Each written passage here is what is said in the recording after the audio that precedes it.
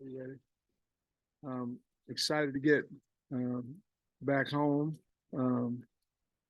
against a team in Auburn that's playing really well. Won two in a row, two SEC games in a row, and then they want to run the football. Very powerful football team. Quarterback can run. They've got a couple of running back. Hunter's really good. Good offensive line. But they're a very physical team defensively, multiple fronts, probably a little bit more forward down, maybe 60-40, and then they go into mint front. Quarters team, very aggressive, a lot of twists, a lot of movement. They're very good in special teams. Got one of the best kickoff return guys in the country, was All-American last year.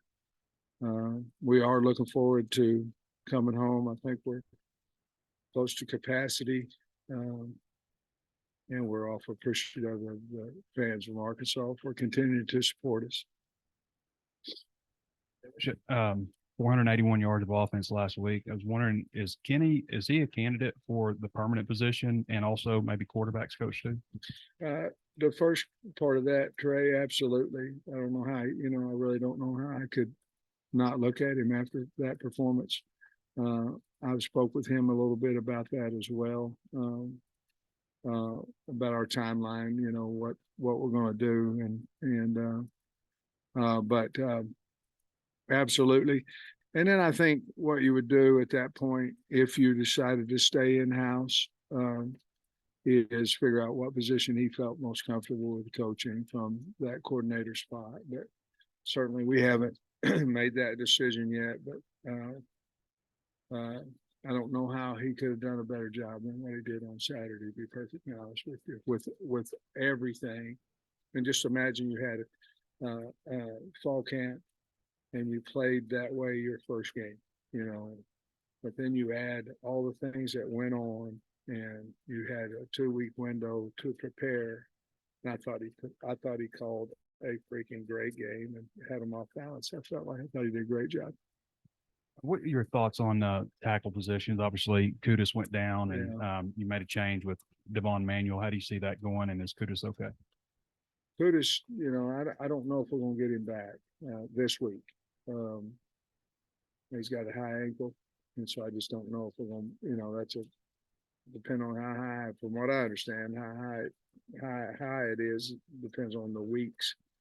Not extremely high injury, but so, Devin Manuel played really well. Tykees Crawford brought some juice too. I was really, really pleased, excited for Tykees. So we'll let them battle it out this week, but I would anticipate Tykees being over there at the right side, because he earned that. He played well.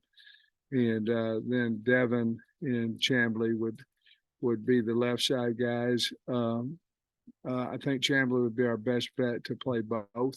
And so we would probably have him be our rotational tackle as well. Your pass catching guys, how he's doing, and then what you got out of Satania late in the game, and then just maybe how it looks going forward at tight end. Well, Armstrong, I think, is going to be just fine. We'll know a little bit more at practice today whether he's cleared from his headache. But I think he's going to be fine. Satania, he did some good things for us. I was upset with him a little bit on the first punt, but once I looked at it on film, that the ball took for us, took a bounce to our left. I'm not for sure that he could have comfortably tried to field that ball. But he did a really nice job, caught 2 or 3 passes right there in a row, that made some really good yards on it. So I feel like he'll just continue to get better and improve. Tyrus, he has a dislocated shoulder, probably will involve some surgery, and so he will be out. We're going to move Hunter Talley up. We've got some obviously some opportunities with Easter and Lassiter. I just think in a short period of time, I think Hunter Talley knows the offense better than the other fellas do. and he's really looked good on the scout team as well. And so we'll move him up to be number 4 there. You know, when they say when a kid has a dog early, you know, that's a good sign. It looks like Braxton kind of had that mentality to rip the ball out once, did it again. Could you maybe talk about what you saw from him? And they blew the whistle on that second one. What were your thoughts about that play? Yeah, I talked specifically today with the head of officiating on 2 specific opportunities. One was at the end of the game. The other one was that specific play. And now it's a very, very hard call on those guys. Let's talk about Braxton first. We had talked about they were really good with not giving up turnovers. They were really good. We have been really good with getting them. So we talked about somebody's going to lose. You know, someone has to lose. It can't just be, well, we're really good at getting them and don't get them, and they're really good at keeping them. And I thought, you know, I was pretty close to that, and Braxton went immediately for that. He kind of came loose on him there on the sideline, and he, you know, what a great play, much needed play. On the situation where they ruled him down or no longer advancing the football. My only thing with that is if that's the call, then they had another player that came and wiped out everybody standing there. That should, in my opinion, that should be a 15-yard penalty after the play is dead. And so I didn't think it could be one or the other. It's either our ball or they've got a 15-yard penalty. And unfortunately for us, we didn't get either one of them. And then the other one was just they had made a mistake. They didn't go into substitution protocol. In their opinion and my opinion, if they would have 8 seconds to get basically their field goal unit off the field, get their team on the field, give us 3 seconds before we have to substitute. Those 8 seconds are gone, and honestly, that field goal attempt should have never been attempted. Luckily for us, I don't know how you feel if the good Lord has an opinion about who wins or not, but he got a lot of things going on. But lucky for us, and I hate it for the young man, but luckily justice was served on that one. Sam, you got a good game from Nudie the other day at 5 tackles. He made some good stops in the run game and the pass, broke up 3 passes. Just what value did he bring? Yeah, a lot, because we were able to move Snacks to Hog. I think that was a big deal. That they were picking on us a little bit there with 1 and 3, who are fantastic players, but allowed us to move Snacks in there at Hogs. The problem is we didn't play him as much during the week at Hogs, so you know, he didn't have the opportunity to really study that position, but it allowed us to do that and move Hud back to safety, and Al, obviously he's still nursing a knee, so it allowed us to get him off the field a little bit more. But Nudie was the most physical I'd seen Nudie play. Really made some good tackles in the open field. Obviously was really good in coverage. And that'll certainly bode well for him in the future, you know, as the next 3 games unfold. And he did a really nice job. Real proud, happy for him. That kind of leads me into my next question. Just what do you see from him in coverage that makes him effective? As I was looking at a site earlier, he still hasn't given up 100 yards as like a primary cover guy. He's got length, you know, obviously he's got length, and that's good. He's got experience. In all honesty, if he becomes a better practice player, I think he'll even become a better player. And he knows that, and he's done that. And so I'm really happy for him, proud of him that he's done that, because I think it shows on the field. But he's long and he's savvy, and he's played a lot of football. Coach, it's the tempo and the success of that was like super evident in the fourth quarter and overtime. I think especially in overtime, all 3 players were kind of rapid fire before the touchdown. What is it about that tempo that maybe just suits KJ so well with this offense? Well, I think first of all, and I agree with you.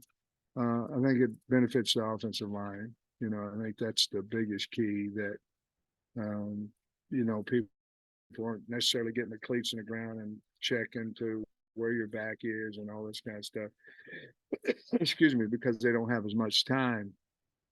I think that's part of it. The plays that Kenny called were runs and runs. You know, they weren't run to pass. Now we called run to pass as well, but there was definitely a game plan. We're going to give it to Rocket, or we're going to have KJ run it. That's what we're going to do. And those are two very good options. And so a lot of our stuff in the past is, this season has been run to pass, where your backside is locked up in man. Therefore, you have no backup as an offensive lineman on the backside of you. You don't have any backup, and it makes it a little bit more difficult. You got to be a little stronger, a little more athletic, things of that nature. So we basically took a lot of that out of our offense, even though we did run a few plays back there like that. You already mentioned Tyke East. Anything on film stick out of like what he was able to bring to you guys other than I just think a lot of enthusiasm. He was really good in pass protection, really good. And they were trying to bowl him quite a bit because he's so athletic that he was out on top of them. They tried to bowl him. He set the bull down real nice. I thought he brought a lot of energy to the offense. And when I felt like we had a chance there in overtime, I talked to the captains. They never came back over on the sideline. They just stood out there on the 50-yard line talking to each other. And I thought that was really a cool sign of leadership. There was a time in mind, and I said, well, maybe we ought to get them over here and talk about what we're going to do and all this kind of stuff. But to be perfectly honest with you, you got to wait till the coin toss to figure all that stuff out. And I thought it was a really cool sign that them guys just stood out there and they were talking. And I don't know what that had to do with your question, but and last kind of injury question. You mentioned Tank on Saturday. Is he all good? I think he's going to be fine. Had an ankle, but I think he's going to be fine. He may not practice today or limited, but I tell you what, now that's the guy that we went out and tried to get Saturday. Now he was really good. Our linebackers, we got to tackle better on defense. We got to tackle better, but our linebackers basically ran free all day because of that D line. They and we made a lot of tackles and missed a lot of. We got to emphasize that. Coach, at the tight end position, obviously you already lost Luke, now Ty. Just, I guess, how tough is that? And, from that room, are you expecting everybody to be able to step up and, make up for it? I saw Saturday a lot of life out of Gums. I mean, he was the most physical he had been. Now, part of that is probably because his ankle's healed up. He's had an ankle for a long time. But I think if we show that we're too worried about it, I think it's a negative for the team. We've always stepped up, kind of like Ty did. I mean, Ty, say what you want, he was 5, on the depth chart before he got his opportunity, and then we figured out he's really a good player. Somebody will step up, and I believe they'll play really well. One of those guys will really show up. It may be 2 or 3 of them, but I'm confident in that group, and I'm confident in Tally. I'd like to see what he can do. He's been very, very physical on the scout team. And then, Auburn coming to town, Hugh Freeze came in with Liberty last year. Yeah. Just overall thoughts of him and the team that he's got this year at Auburn. Hey, they're doing a really good job. I mean, they're very, very physical, both offensively and defensively. And I think they're playing their best ball right now. And Hugh's always been a nice guy, a good guy to me. I don't know him real well, but been a good guy to me, and obviously well coached. And Liberty's having a lot of success this year. Jamie Chadwell's doing a wonderful job, but obviously you left him with good players, and he's doing a good job. I'm glad he got another opportunity, and he's doing well. Sam, going back to Nudie, I remember last year during fall camp, he got a lot of work with like the 2s and the 3s, and he goes out and the season opener has an interception. reception. This past week, he was in the second team. He comes out and has a really good performance. Is there just a little bit like where you kind of sometimes have to have an encouragement or whatever? So he got really responds to that. Yeah, I think he does. Because you can certainly go the other way on that and never come back. But it wasn't really anything, to be perfectly honest with you, about the discipline or something about that. It was, we'd moved Snacks to corner, and obviously we felt like Braxton was playing really well, but we always knew Nudie was a really good player, and he's shown that a lot this year and last year, and we have a lot of faith in Nudie. He's a wonderful kid. I love him to death, and I'm glad that he had good success. And you mentioned Auburn has a really good kickoff returner. I noticed this past week Cam's kickoffs didn't necessarily always go in the end zone. Was that a strategic thing on y'all's part? No, we were trying to kick it out. I didn't want to kick it at the end. I mean, I didn't want to, and it was even on the last one. I said, Scott, he better kick this damn thing out, because we were talking about skying it, or you know what I mean. I didn't want to squib it, because all they needed was a field goal to win, and he did. But the value of Cam Little and really Fletcher, because there was one Cam almost missed. It was a low snap, and Max did a great job of holding, and it was kind of the difference in the game, because they had problems with their extra point. But Max and Cam and Stein and those guys, I mean, they're invaluable. And to have Cam go out there with 44 seconds left, or whatever, I think it was 44 seconds left, and kick a 49er, which could have went 60. I mean, he hit the blue tarp in the back. Game's over if he doesn't make it. And what a wonderful clutch kid. I was curious your thoughts on Peyton Thorne. Looks like they've kind of gravitated more towards using him. They have. He can do a lot on the ground too. What are your thoughts on him? Well, I think he's a really competitive guy and tough, and he's fast.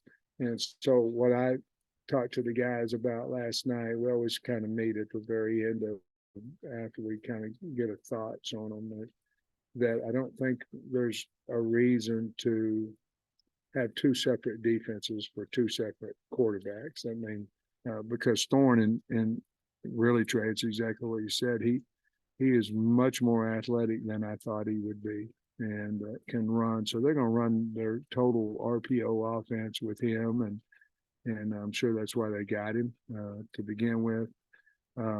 But he's throwing the ball well. He's a good quarterback. Obviously got a lot of experience, coming in for him. But the thing I could say most about him is he's really, really competitive, and you can just kind of feel it through the film, to be honest with you. We always ask you what you think about 11 o'clock games, what you think about night games, but this is a 3 o'clock game. Missouri's at 3 o'clock later, and FIU, by the way, I don't know if you know, it got picked up for 6:30. Just heard that, yeah. But what do you think about 3 o'clock games? It's playing in the middle of the day. That's the perfect time, really, to be honest with you. Fans can have a true experience, great experience, and get home at a decent hour and whatever. And it's the greatest time if you win, but I think, well, there's a lot of teams that practice in the morning. Now we're going to try that in the spring too. We're going to go to morning workouts, or morning practice. But I think it coincides with every day, and so I think that's probably the best kind of condition. To 3 o'clock's when practice kind of starts, or a little later, but you're in there with meetings and all that kind of stuff, so it kind of correlates with what you do every single day.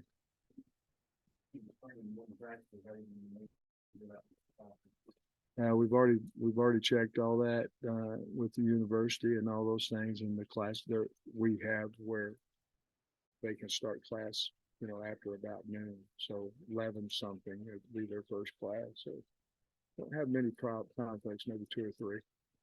Of all the things Kenny did, opening drive touchdown, it wasn't a 2-minute drill, but it was close enough. You had to, well, actually it was a 2-minute drill, and the drive before that. What did you think about his overall composure on the headphones and just how the whole thing kind of laid out? He got a lot of swag about him. He got a lot of confidence, and not overbearing now, but he got a lot of confidence. The kids can feel it. The kids have a lot of confidence in him. I don't know, but KJ, a lot of confidence in him, and I think KJ played by far his best game by far this year, Saturday. And I thought Rocket did too by far. And I know he'd only played really in 2.5 games, but that has a lot to do with passion and pride and confidence and all that. And that's what Kenny brought to him. But he believed it too now.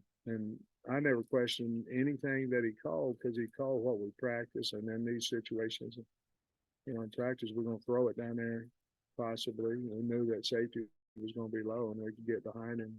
And when he called it, man, I got tight, because I'm going, oh my God, first and go on the 4, and ball's in the air, and I didn't stay tight too long, and Broden made a really, really nice catch. And KJ threw it to where only Broden could catch it. So I'm so happy for Kenny and the program and the state and everybody else. It was a big win for us. Receiver pass, was that this week or the last 2 weeks? And we know Tesla played quarterback. So how did that all come together? Yeah, well, the double pass was mine. We'd had 5 that we were carrying, and one of them was the first play of the game. And the double pass, somehow it was put in, I guess because it was mine. And I said, I want 5 of them. I want 5 of them that we can go score on.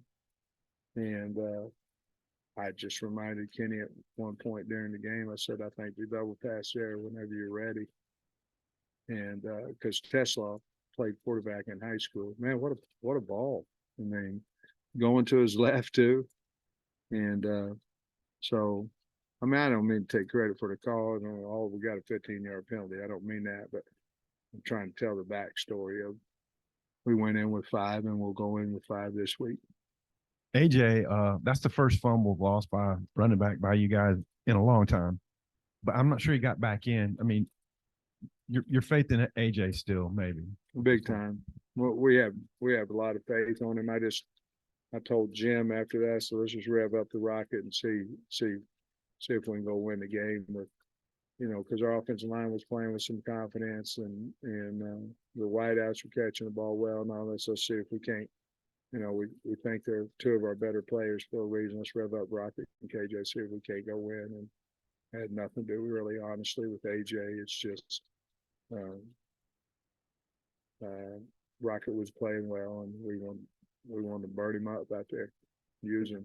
Sam, some more about Hugh. He obviously had it going at Ole Miss, ran into some off the field issues. He's really rebuilt his career. Just what do you thought about how he's handled all that and how he's back in the SEC now? Well, obviously, Liberty gave him a chance, to do all those things, and he went over and took full advantage of that. And I mean, I'm not saying he made a mistake or didn't. I don't know. That's not for me to decide. But let's say he did. He's earned his way back to where he is, and if he didn't, then shame on whoever accused him or whatever. But the bottom line is that he's a good man and he's earned his way back, and I'm happy for him. Now, we won't beat him on Saturday, but I'm happy with what he's done, and he got back into this SEC deal now. It's a different story, and he knew that because he had been so successful at Ole Miss, and he'll have Auburn rolling, and they are right now. And obviously the personnel is different, but how similar are the schemes that you saw from Liberty last year to what you've seen from Auburn this season? I think anytime that you're in a RPO world, there's a lot of similarities in a lot of teams. You look at Ole Miss, they do some similar things, and they're very unique at some of the things they do as well. So probably a lot of similarities. One more, and don't mean to throw water or whatever on a great win, but 5 sacks. That was really the only thing the offense didn't do pretty well. Was that just, you have to give Florida credit, or Well, what do you think I think- happened there? I think at least 2 of those, and it may have been 3, they were really runs, and they just got tackled behind the line of scrimmage. They were faking a bubble or a a flare out of the backfield and a run, and they just got hit in the backfield. I think at least 2 of those were that way, and then at least two or three of the other ones were sacks, and they basically just got beat tackle. Braxton, we've already talked about him today, but McGlovern, you go into the portal with Jaheim and Snacks, and this freshman's kind of first string. I mean, did you kind of anticipate that he could have this kind of impact for you way before the season even started? Braxton, well, we were hoping to. We thought we were awful high on him coming out of high school. It's very so hard, to start as a freshman or play as a freshman, other than special teams. But we were very, very high on him. We knew that he came from a good background of coaching, and his father and all those type things had a lot of impact on him and his athletic ability and his career, and obviously well coached. So we felt that, but we felt like that with some other guys too in the past, and it just didn't pan out that early. But he had all the intangibles, and just a wonderful, wonderful kid, and he loves to play. Just real quick, did you get a chance to celebrate with Josh Braun, just winning against his former team? I know you said you didn't speak with him earlier in the week. It was really special. I mean, he came up to me and thanked me, and I don't know why. I mean, there have been other people who would have took him too, but he thanked me. And then as I'm walking to the bus, his dad made special effort to come and talk to me. And then I saw his mother as well and his wife, but his dad said some awful nice things, but it really doesn't have a lot to do with me. We gave him opportunity, and he's used it, and I was really happy for him. I just want to touch on Coach Turner for a second. What is it about him that allows, I guess, the tight end room to replenish itself? He's going to be called on to do it again. Yeah, well, I think he's a good teacher. I think that's the first thing. And, obviously we hired him for a reason, because he was at Stanford for so long and had so many different guys, and so many of them played well. Obviously they were very talented as well, but in this league, you're gonna get chewed up a little bit. There's a lot of guys down on the field from us and Florida. Very, very physical game. So you have to have that next guy ready to play, and he's done a really good job with that. And I anticipate him doing it again. But I think it's just his demeanor and his ability to teach and motivate. Hey, Coach, I wanted to ask you about the opportunity to play on Veterans Day. What's the significance to you personally, and maybe to the team, to be able to play in front of the Razorback faithful on Veterans Day? Yeah, great question. I mean, I've lost uncles, cousins in the war, and just unbelievable what the people in our country have done to fight for our freedom and our safety. And we sure want to honor that as best that we can. And it'll mean quite a bit for our team to do that on Veterans Day. And then you've talked in past weeks about not letting losing spiral within the team and focusing on the next game. Now you experience the opposite side of that spectrum. What's the key in practice this week to great win, but to move on to Auburn and focus on the Tigers? Well, I think, first of all, thank God that we got, come on, man. But we're all about accountability.